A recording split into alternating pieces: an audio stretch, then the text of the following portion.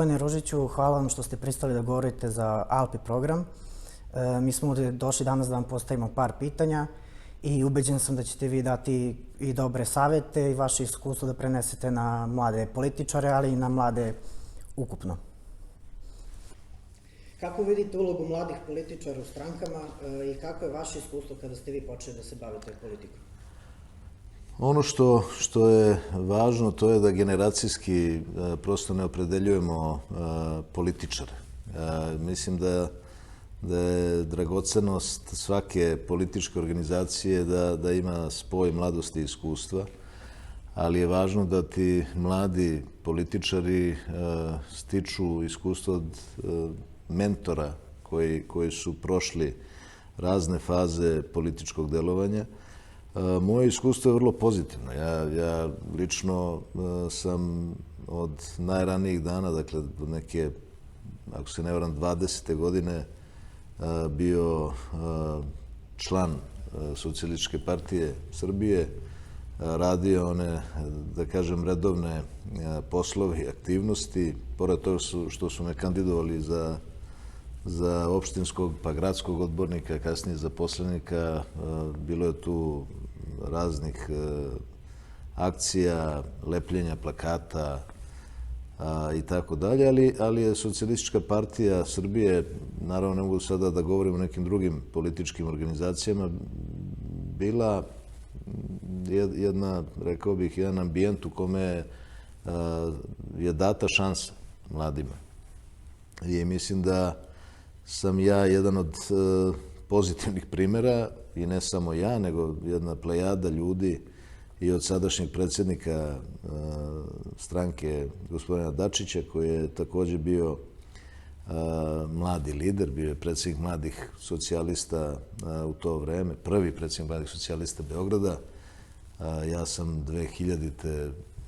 izabran za predsjednika mladih socijalista Srbije i tu je bila jedna armija kvalitetnih ljudi koji su evo i danas na veoma važnim pozicijama, bilo da govorimo o državnoj upravi, o privredi, o nekim institutima, kulturnim institucijama, i sa tog aspekta rekao bih da mladim ljudima uvek treba dati šansu, pa čak i kada pogreše, jer oni mogu da budu taj motor promene. To je ono što je važno. Hvala. Koliko je za političku stranku važna pozicija mladih i koliko u organima stranke mladi imaju priliku da se iskažu, a koliko po vašem mišljenju bi trebalo? Smatram da je pozicija mladih veoma značajna, ali je također značajno šta ti mladi nude.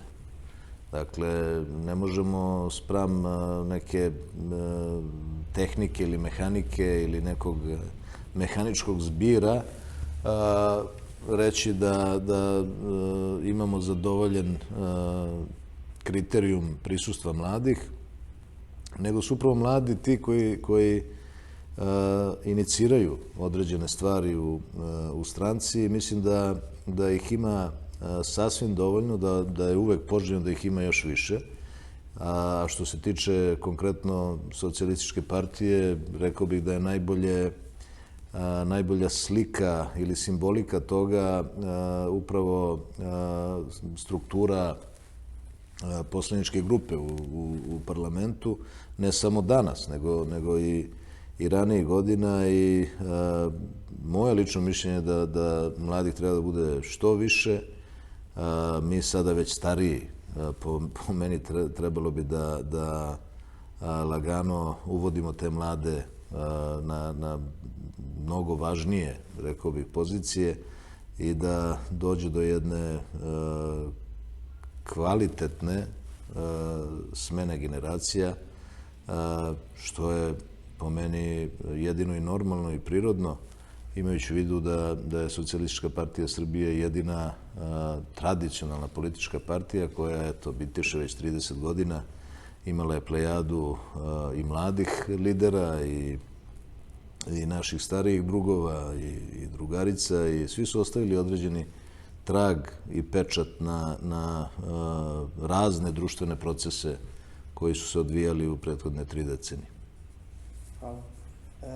Pošto je ALPI program saradnje mladih iz različitih političkih stranaka, kako je vaše mišljenje o dijalogu i saradnji omladina političkih stranaka? Smatram da je taj dijalog veoma važan, potreban, jer mlade generacije nasleđuju neku odgovornost za budućnost ove države, ovog društva. Mislim da je mnogo lakše mladima da u dijalogu konstatuju šta je njihov zajednički imenitelj. To je ono što je suština, bez obzira na političke ili ideološke ili programske razlike.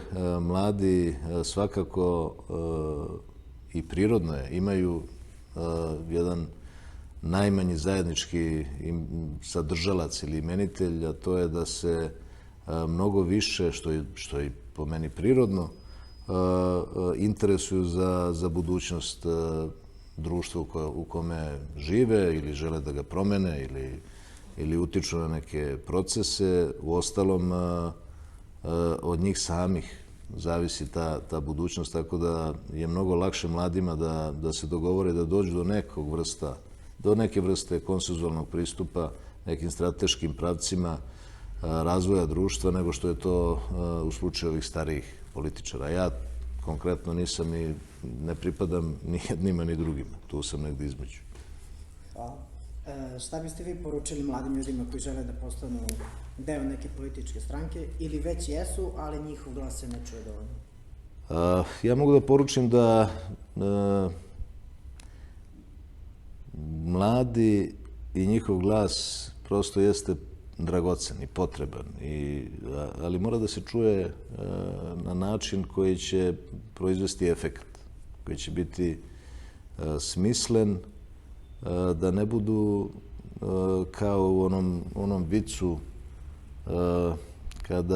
kada polažu ispit iz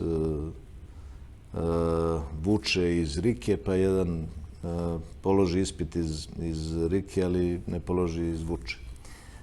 Dakle, važno je da budu organizovani, da koncentrišu svoju snagu kroz ideje i da te ideje prezentuju na pravi način i da se ne ustručavaju i da ne robuju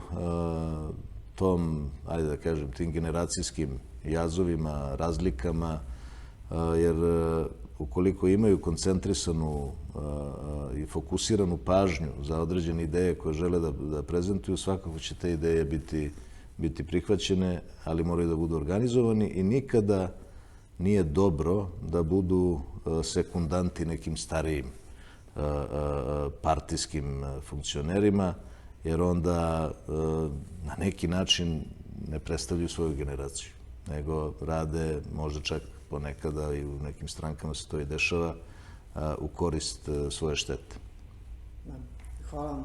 I jedno poslednje pitanje u skladu sa trenutnom situacijom, s obzirom na pandemiju koja vlada već godinu i jače, šta biste vi preporučili mladima, odnosno na koji način da se socijalno umrežavaju i kako da provode svoje vreme koje bi u normalnim uslovima proveli družeći sa svojim vršnjacima? Ono što pre svega želim da preporučim da ne bi bili u tim vanrednim okolnostima, to je da se vakcinišu.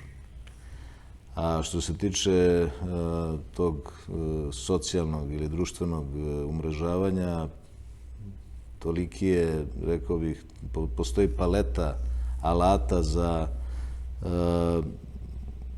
online komunikaciju i mislim da sa tog aspekta zaista ne manjka mogućnosti da se mladi i dalje socijalizuju, ali s obzirom da je zdravlje nacije, svake nacije pa i naše na prvom mestu, mislim da je pored vakcinacije važno i da porazmisle malo da van ovih tableta, laptopova i svega ostalog, društvenih mreža, malo se potrude i da se bave sportom, jer to je u skladu sa onom zdravom telu, zdrav duh, jedini pravi način da u 21. veku, u vremenu 4. industrijske revolucije, ne dehumanizujemo društvo u kome živimo ili čitavo čovečanstvo, jer to nije ideja. Dakle, svaka industrijska revolucija, pa i ova 4. treba da posluži kao alat da unapredimo i da još više humanizujemo okruženje u kome živimo, a ne da ona prevagne i da postanemo roboti, jer to bi bilo krajnje neprihvatljivo, barem po mom mišljenju, bila bi jedna svojevrsna alijenacija od suštinskog ljudskog bića.